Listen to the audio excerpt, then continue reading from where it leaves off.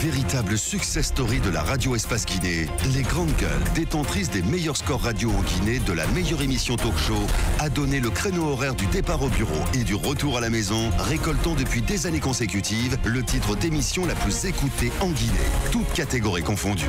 Un grand total de plus de 5 millions d'auditeurs ont été fidèles au talk show Les GG, diffusé jour après jour sur toutes les stations du réseau Adafo Média de 9h à 10h30, un exploit qui restera longtemps dans les annales de la bande FM en Guinée.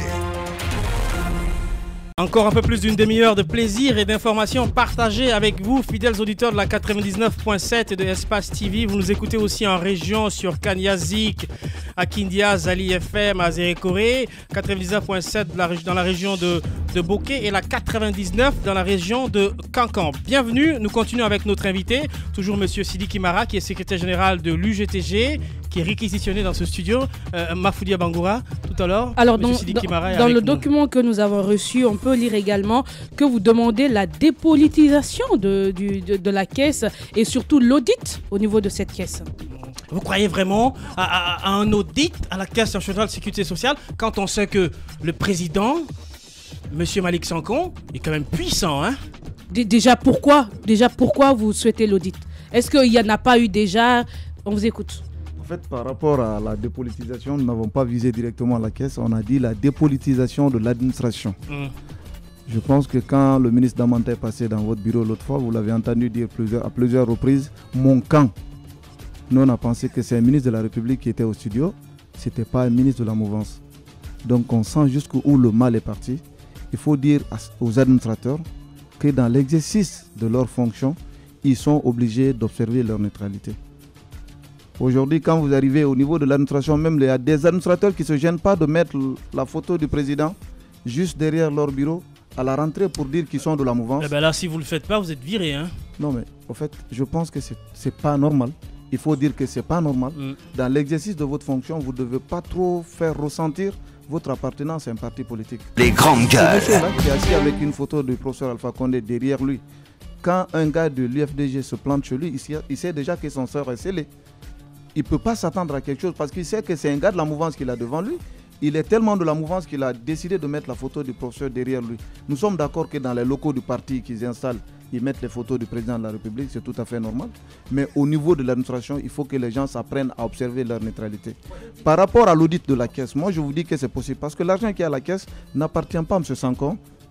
Ce n'est pas une action sociale, on ne nous a pas fait un don. C'est de l'argent que nous cotisons régulièrement pour la prise en charge des travailleurs. C'est l'argent des travailleurs. On ne comprend pas pourquoi le gouvernement va refuser d'auditer la caisse. Nous n'avons pas dit que la caisse a détourné de l'argent. On a juste demandé à ce que la caisse soit auditée pour qu'on sache réellement ce qu'on est en train de faire avec l'argent des contribuables. Si vous partez à Bokeh aujourd'hui, la caisse est allée mettre un hôtel à Bokeh.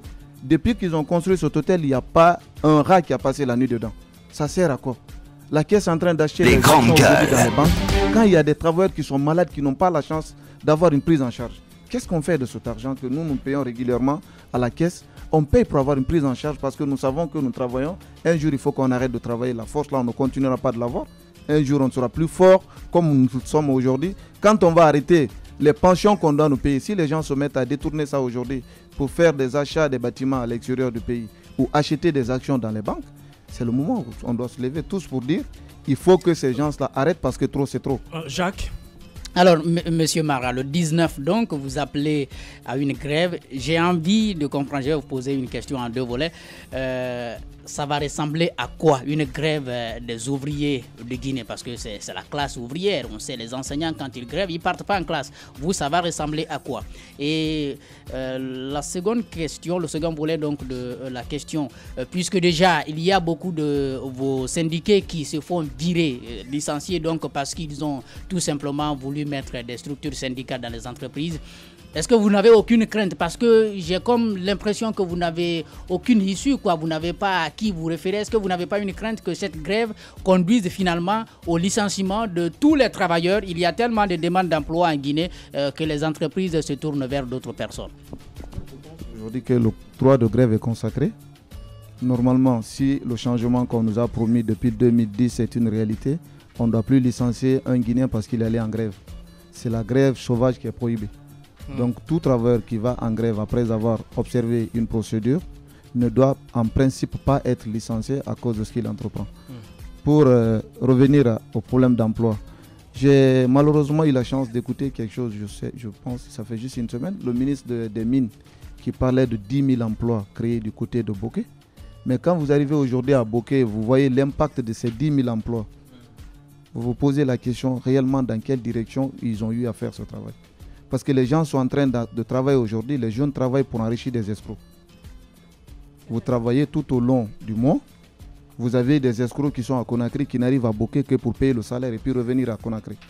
Pour un travailleur qui est payé à 7 millions, ce sont des sous-traitants. On n'a plus de sous-traitants dans ce pays, ce sont des escrocs. Parce que quand un sous-traitant ne vient que pour payer le salaire, ce n'est pas un employeur. Normalement, l'employeur accompagne le travailleur dans l'exercice de sa fonction. Mais celui qui est là uniquement pour le salaire, celui-là est un escroc. Vous voyez aujourd'hui, vous arrivez dans les entreprises à Bokeh, à commencer même par UMS, SMB, les autres entreprises là, vous verrez un chauffeur qui en principe doit prendre 7 millions, il ne reçoit pas 2,5 millions. Les gens ne se gênent pas de diviser carrément le salaire en deux. L'autre partie, on ne sait pas qu'est-ce qu'on fait. Les grandes gueules. Le problème, c'est que le ministre qui se tape la poitrine de la mouvance, être membre du bureau politique du RPG, c'est que ces choses-là se passent sur le terrain, mais pourquoi personne ne dit c'est très rapidement, on est pris par le temps. Vous parlez de l'absence d'une inspection réelle sur le terrain. Qu'est-ce que vous reprochez à l'inspection générale dans le traitement de vos différentes revendications? Je pense qu'aujourd'hui, l'État même ne veut pas que l'inspection fonctionne. Parce que je vous dirais que de Conakry jusqu'à l'intérieur du pays, l'inspection générale du travail n'a qu'un seul véhicule de service.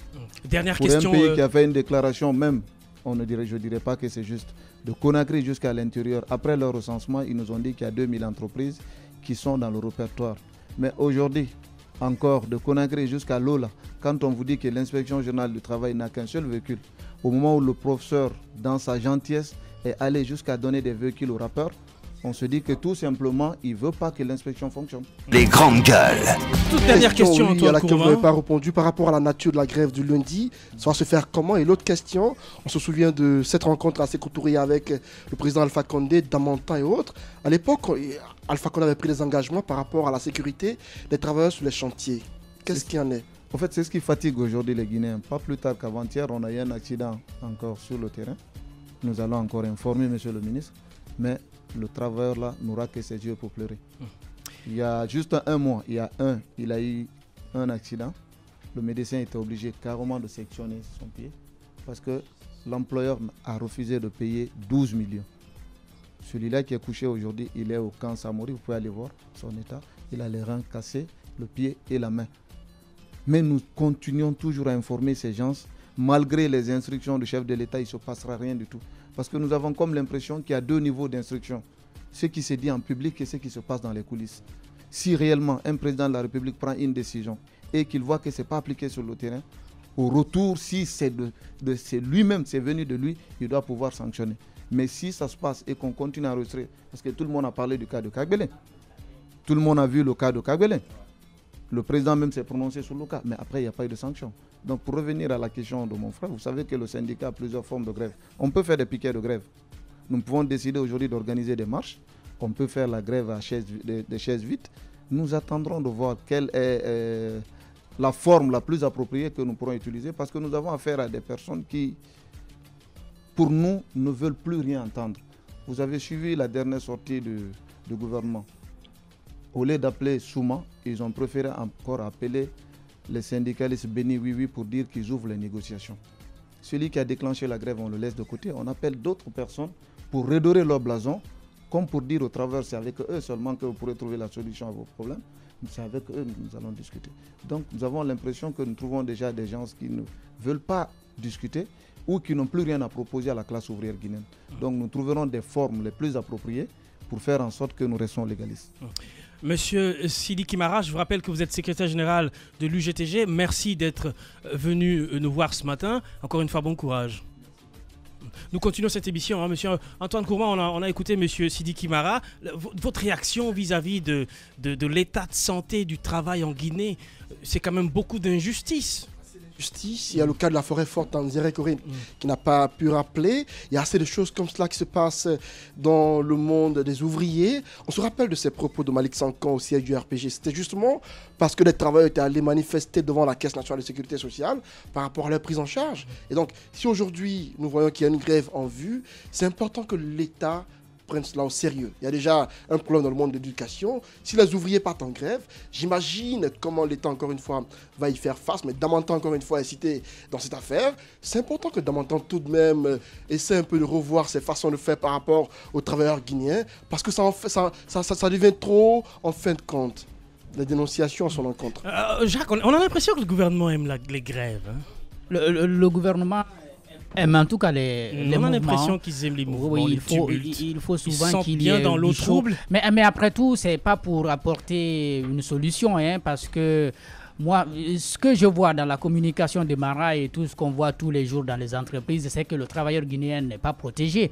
Et je crois que le président de la République, au cours de sa dernière conférence qu'il a donnée, avait intimé aux employeurs de créer des conditions pour que les travailleurs soient enregistré au niveau de la Caisse nationale de la sécurité sociale.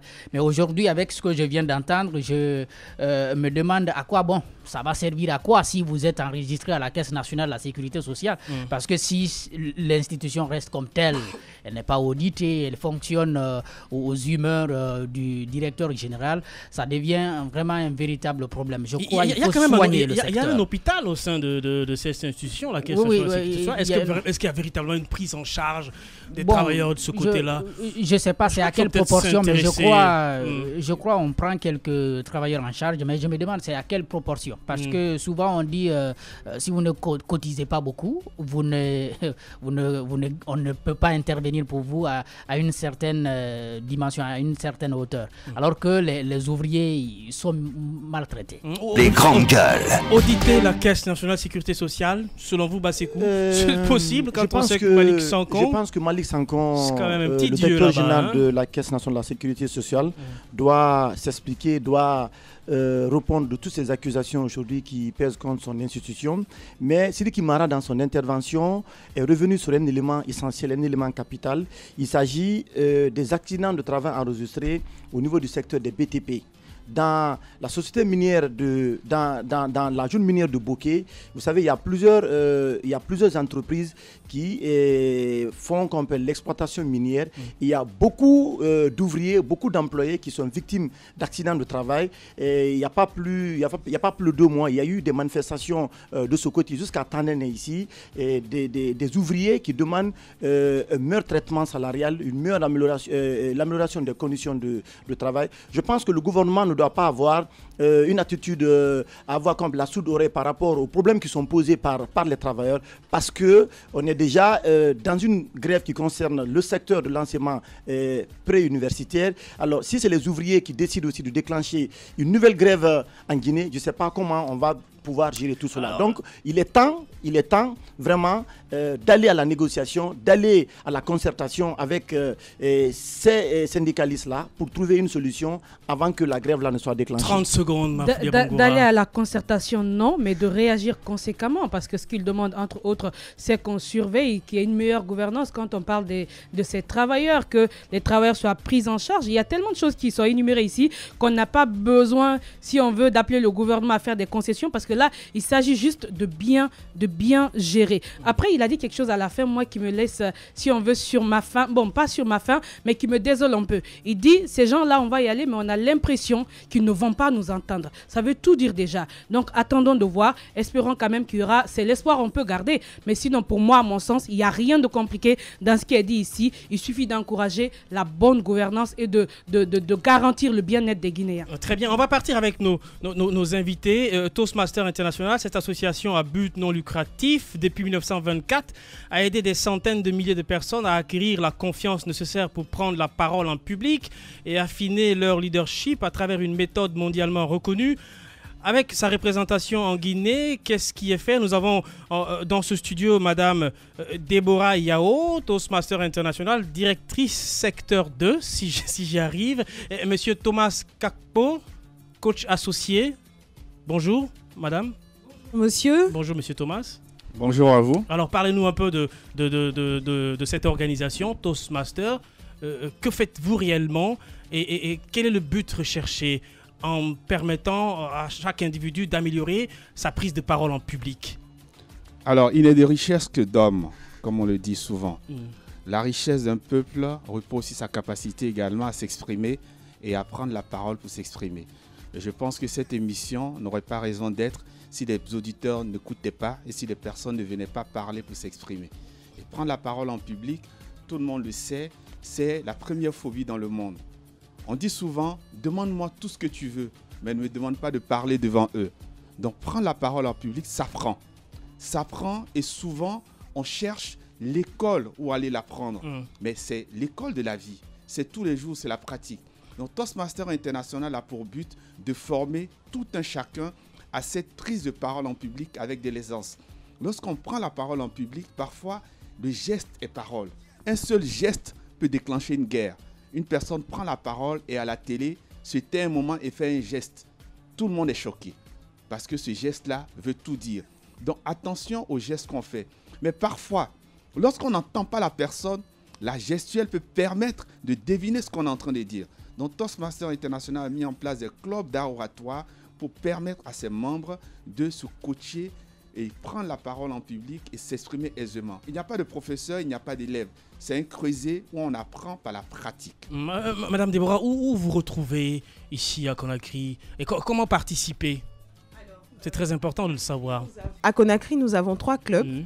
Le club Nemba, le club Tenkiso et le club Académie. Ils se réunissent généralement à l'hôtel Onomo, pour certains. Et je pense qu'aujourd'hui, nous sommes venus sur ce plateau pour parler des journées portes ouvertes qui se tiendront demain à partir de 8h30. Et ces journées visent la population, je dirais, toutes ces personnes qui souhaitent apprendre du mouvement Toastmasters, qui souhaitent devenir de bons leaders, qui souhaitent peaufiner leur communication et fignoler tout ce qu'ils ont comme appris au niveau du leadership. Cela est très important, très capital de le faire parce qu'en entreprise, en famille ou même entre amis, cela sert. Et j'ose espérer que nous allons avoir du beau monde ce samedi. Antoine? Pour cette journée, ce sera caractérisé par quoi? On va assister à quoi concrètement? Alors, ces journées déjà ont un thème. Donc, communication et leadership, vecteur de développement, activateur de développement. Et durant ces journées, vous aurez une conférence et des sessions de panels, des panels au cours desquels vous aurez des personnes qui viendront débattre d'un thème, d'un sujet. Et cela aiderait vraiment la population à comprendre comment il faudrait se comporter en société, comment il faudrait permettre aux différentes personnes qui nous entourent de s'exprimer et pourquoi pas de participer au développement. Alors, avec ou sans ces journées, pendant combien de temps ou bien durant quel temps nous est donné pour vraiment sortir victorieux de cette formation? Ce que je veux dire, en 1 mois, en 2 mois, est-ce qu'on peut dire qu'on est prêt à être un vrai leader dans la communication?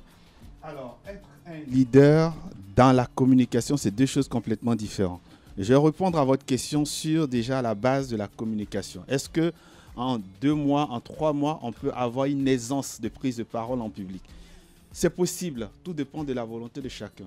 Mais ce qui est intéressant dans le club Toastmasters, comme je le disais tantôt, il n'y a pas de professeur, il n'y a pas d'élève. C'est un coaching collectif. Chacun va à son rythme. Il y a des manuels et chacun prend son temps. Par exemple, moi j'ai un titre qui est mis devant mon nom, c'est le titre de DTM, Distinguished Toastmaster. Pour y arriver, j'ai mis pratiquement 4 ans et j'ai dû présenter 40 projets de discours. Certaines personnes sont à Toastmasters depuis 2 ans et ont réussi qu'à présenter peut-être 10 projets de discours. Chacun va à son rythme. Parce que lorsqu'on présente un discours, on est évalué par les autres. On est évalué comment? Parce que la méthode veut une évaluation motivante. Une évaluation qui vous dit les capacités que vous avez. Comment est-ce que vous devez vous abonner? Comment est-ce que vous devez vous améliorer? Et on vous dit également comment est-ce que vous devez le faire. Et pour cela, on va vous donner pour les 3 premiers discours un mentor qui va vous accompagner, qui va vous coacher. Est-ce qu'il y a une différence entre prendre la parole publiquement dans un discours écrit et prendre la parole publiquement dans un discours oral personnel? Alors, vous avez deux types de discours. Et quelles sont les méthodes qu'il faut utiliser? Cela nécessite aussi la maîtrise de la langue. Si vous ne maîtrisez pas la langue, vous n'êtes pas aisément dans votre position de prendre la parole devant un certain nombre de personnes. Tout à fait. Alors, Toastmasters vous apprend à prendre la parole de manière impromptue et avec facilité, vous arriverez à convaincre votre auditoire, à faire passer votre vision, votre opinion sur un sujet qui vous est donné. Parce que en arrivant à Toastmasters, vous avez la possibilité, il vous a donné la possibilité de structurer votre discours, d'aller à l'essentiel et de dire des choses telles qu'elles sont avec des mots qu'il faut. Donc, prendre la parole de manière impromptue est vraiment important chez nous. Et comment le faire en venant à Toastmasters? C'est sûr que vous allez avoir tous les rudiments pour savoir le faire, y compris la prise de parole à l'écrit, parce qu'à l'écrit, on vous donne tous les éléments pour pouvoir écrire un discours structuré qui convaincra votre auditoire et qui l'inspirera, pourquoi pas, à vous suivre. Ceux qui nous suivent forcément ont envie de savoir les critères pour être membre de Toastmasters, comment y adhérer, et je reprends la question de ma fille. Alors, généralement, quand on vous invite à une session je termine la question. Oui, allez-y. Quelles sont les étapes ou grades à obtenir en étant membre de Toastmasters? Très bien, merci beaucoup pour votre question. Ce que je disais, c'est que généralement, on vous invite à une session Toastmasters où vous vous invitez parce que vous avez envie de connaître, vous avez envie d'apprendre. Et à la première session, vous pouvez décider d'adhérer lorsque vous connaissez vos lacunes et que vous avez envie, vous avez la volonté de changer, d'améliorer votre situation. Et lorsque vous adhérez, il vous est donné une cotisation, un montant qui va vous permettre, pour ma part... Exactement. Alors, la cotisation de prime abord, ce que vous payez, c'est $20 et $45. Donc, ça évolue jusqu'à $65. Et cette cotisation vous permet d'être enregistré au niveau de Toastmasters International. Il est important de noter que c'est une organisation internationale. Et lorsque vous êtes à ce moment inscrit, vous avez la possibilité de présenter des discours parce qu'il vous est remis des manuels en communication et en leadership. Malheureusement, il ne nous reste plus que 2 minutes. Basekou Dramé. Là, on parle de discours écrit, de discours structuré. Oui. Et comment Toastmasters fait pour développer des attitudes, pour avoir les éléments qu'il faut pour faire une très bonne improvisation, parce que c'est ce qui pose problème 2 fois devant un public. Si on veut la même chose, si on veut, qu'en est-il de la timidité? Est-ce que ça rentre dans le même cadre? Parler, comment on peut vaincre la timidité avec Toastmasters? Comment vaincre la timidité lorsqu'on vient à Toastmasters? Déjà, en parlant, en prenant la parole devant un petit groupe d'une 20aine de personnes. Le groupe restreint met à l'aise, on met en confiance. Dans le micro, monsieur. On met en confiance, on encourage. Et cet encouragement, déjà, se fait lorsqu'on prend la parole à peine 1 minute. On va vous poser une question sur un sujet sur lequel vous n'êtes pas préparé et vous allez essayer de répondre. Le but du jeu, ce n'est pas forcément dire la vérité. Le but du jeu, c'est un peu comme lorsque un cow-boy est sur un cheval. Tenir 1 minute. Est-ce que pendant 1 minute, vous pouvez dire quelque chose de structuré et argumenté dans ce sens-là? Si vous n'y arrivez pas, vous serez encouragé à la fin.